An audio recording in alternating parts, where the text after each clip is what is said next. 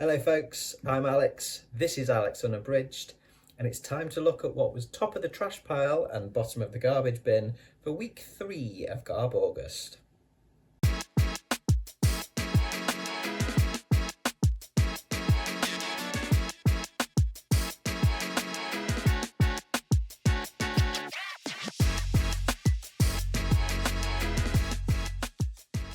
So welcome back to the channel if that is the case.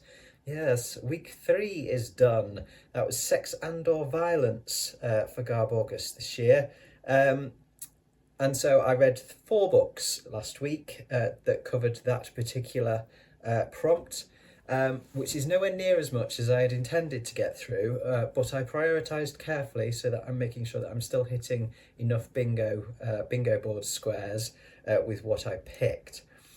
So I'm going to go through those today. We'll start at the top of the trash pile with the stuff that I thought was the best and work our way down to the bottom of the garbage bin where there's some stuff that I didn't think was particularly great, although only one book this week which I didn't think was very good. All of the rest I thoroughly enjoyed. As with the last couple of weeks, the trash pandas are still in effect. So a quick recap on what the trash pandas mean. A bronze trash panda is just a little bit trashy. A silver trash panda is good, solid trash, and a gold trash panda is uber trash. So I will assign a trash panda to each of the books as well as a rating. Okie dokes. So let's start at the top of this trash pile then, with one that surprised me that it was the top actually, which is Horror Smut by Christine Morgan. This is a collection of Morgan's short stories, and is exactly what it says on the tin. It is horror smut. It is smutty horror / horrific smut. This one I have given a 7 out of 10 to. That would be a 3.5 stars on the Storygraph.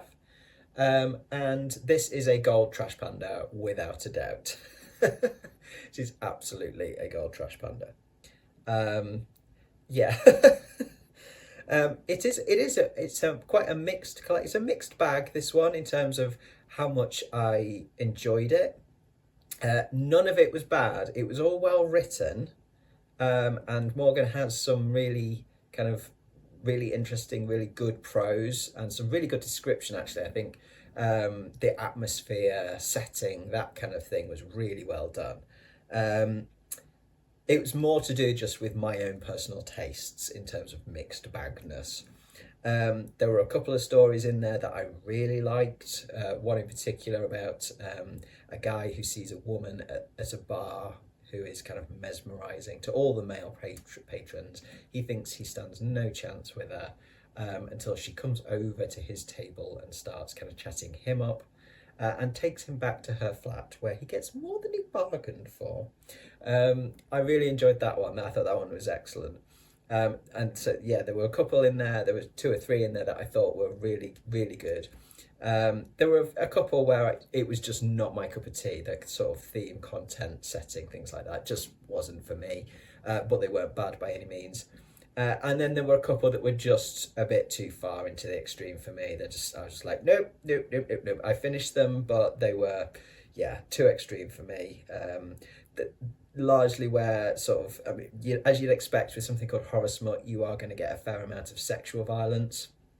And yeah, there was some of that which just was a bit too much for me, and just some stuff which was just a bit too gross for me as well, that I just so yeah, there were a couple like that, but as I say, they weren't poorly written, they were just a bit much for me. But this is extreme horror, it's all extreme, but some of it is over the line for me personally, in terms of what I could tolerate, what I could stomach. So yeah, overall an enjoyable read, a creative set of stories. And certainly it's made me kind of want to go and read some more Christine Morgan. There are a couple out there which have redonkulous titles or redonkulous premises, and I will give them a go. One is Trenchmouth, which is kind of deep sea monster fish and human experimentation and stuff like that, which sounds hilarious. It is billed as a comedy horror, so I think I will give that one a go, potentially at another Garb August, but possibly just if I fancy it in the meantime. So yeah, so there's your first one. Okay, next up then was a pulpy magazine from 1938 called Terror Tales, which I picked mainly because I loved the cover art for this. I thought it looked horrendously trashy. I haven't rated this because it's a magazine, but it is a gold trash panda. This is another one where I think, do I need to institute a platinum trash panda? I might have to for next year.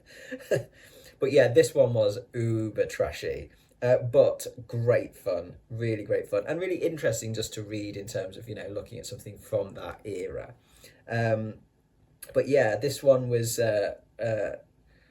very of its time in terms of its depictions of women.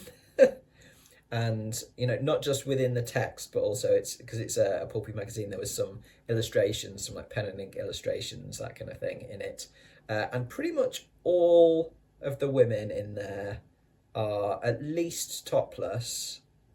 There's a lot of boobs on show, but in numerous cases full nudity. Yeah, it's it's very of its time, as I say, in terms of how it portrays women and the views on show, shall we say. It's not a feminist text. But it was highly entertaining. Some sort of novellas, novelettes, and short stories in it. All bonkers, all very trashy. In terms of not just their ideas, but also how they are written. It's so overly dramatic. In fact, I'm going to read you a little bit of some of my favourite story, because it is wonderfully dramatic. Yeah, this story was called Pleasure Cruise to Hell, by Donald Graham. Weird mystery and chilling terror fill the pages of this stirring novelette.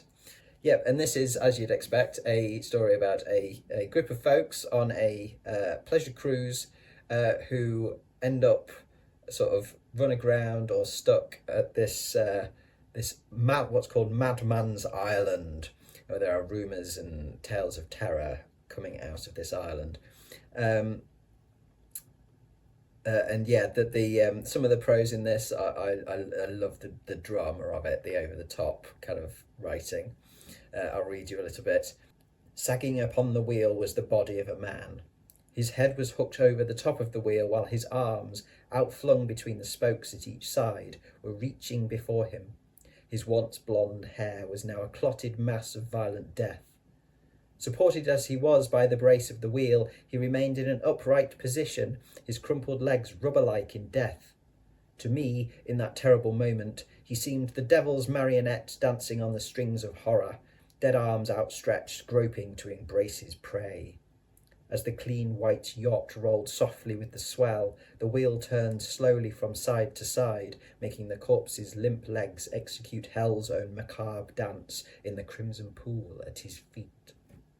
So yes, there is a lot of the stories were of that kind of sort of dramatic prose style, general overuse of exclamation points, things like that, but highly entertaining because of it, because I could just the characters are all very over the top, and there are pretty much like moustache twirling villains, even if they don't have a moustache. There's plenty of stuff like that, and there's a ton of really just entertaining stories basically in it. You've got stuff like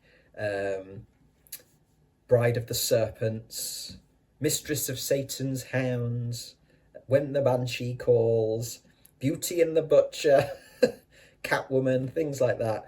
It is just all out fun, really is. And if you go into it knowing that it's going to have some sort of views of the time, shall we say, then yeah, it is what it is, and it is absolute trash. It is a gold trash panda without any shadow of a doubt, and I really enjoyed having a good read through of that. That was some good bedtime reading, that was. Okay, next up then is Death Cult by Janelle Sheikha. I hope I'm pronouncing that correctly. This was a Kindle Unlimited pick for me. And this is, again, what you'd expect. It is about a death cult, a cannibalistic death cult. It's a novella. It was only about 120 pages. But yeah, I enjoyed this one a lot. This was a 6.5 out of 10 and a 3-star read. And this is a silver trash panda. This is good, solid trashiness. Yeah, this is the story of two guys who are on kind of a bit of a road trip through the desert and sort of get lost and end up in this strange town where the townsfolk are a little bit off. They, kind of can't seem to figure out what's going on, and they get trapped essentially by this death cult, this cannibalistic death cult. And there's a young female character in it as well who has found herself trapped, but she's got the survival skills and she's trying to get out. And it's kind of the story of them sort of meeting in this cult, this sort of torture chamber underground and stuff, and fighting to get away basically. And yeah, it's got all of the tones of a kind of a 1980s horror movie. And it was just really good fun. The writing was decent, but the one thing I would say with this one is I could quite clearly see how with just maybe another edit on it, it could go from decent to really good. I think just a little bit more development maybe on the prose, and it could have gone really up a notch. But it was still, as I say, decent writing. Some really good sense of atmosphere, the setup of the town and the creepiness of the motel that they stay in and the townsfolk and the weird shit that's going on basically. Characters were decent. You got a little bit of their backstories, so you kind of get a good sense of why they are the way they are. And the cult stuff itself was quite interesting because it wasn't necessarily what I expected. There was an extra level of the supernatural in there, which I enjoyed a lot. So yeah, really good, fun little read. Read it, I think, in one sitting, that one. And I was pleasantly surprised that the cannibal side of things, the cannibalism side of things, wasn't too much for me. That is one thing that I do get a little nervous about with books. Or maybe anything really, is cannibalism is a taboo for a reason. It's blah. But this was handled really well. It wasn't too much for me. It is elements of extreme horror in there, but it's not too bad for me at all. Okay, and finally then this week is Flacker Ferret Frenzy by Jerry Blaze. This was a very short novella of about 40 pages about some ferrets that end up eating some drugs and going on a sort of zombified rampage, killing people, which is why I picked it, because I like animal attack stuff and I love ferrets, and it just sounded bonkers, and it was bonkers. Unfortunately though, this one wasn't very good, I have to say, or I didn't think it was very good. I gave this a 4 out of 10 and a 2-star on Storygraph. It is, however, a gold trash panda. Again, another one that makes me think I need to institute a platinum trash panda. This was uber trashy. It was, in its defense, very good fun in terms of its plot, its idea. Its idea was there. I really liked the idea. But the execution, for me, just wasn't there. What should have been very funny, exciting, kind of a bit tense, kind of fell flat in a lot of ways. And so yeah, it was still fun. It was 40 pages. There was some fun there. I liked the idea of it. The plot progression was there in terms of it was well plotted. There was a decent sense of place, setting, atmosphere, things like that. But the writing just really let it down for me, unfortunately, on that one. And I think it was more I think I was just disappointed with it because I really loved the idea of it.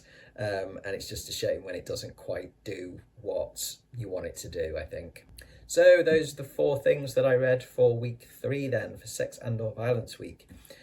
So where does that leave me with the bingo board? Especially considering that there was, I think, 3 things for that week that I did not get to. Let's have a little look then. So first up, horror smut is obviously going to go on things that I wouldn't read on the bus. And I'm also going to move that into the kinky sex box where I had the Women of Gods, which wasn't really that kinky. Horror smut, definitely more kinky. So that's those 2 taken care of. Then we've got Death Cult, which obviously covers the cults box. Then we've got Terror Tales, which covers the nudity on the cover bingo square. And then we've got Flacker Ferret Frenzy, which I can use for several. So I've got drugs, obviously, ferrets are fueled by drugs. We've got animal attacks, and it will go on the exclamation point in the title as well, so that's that covered.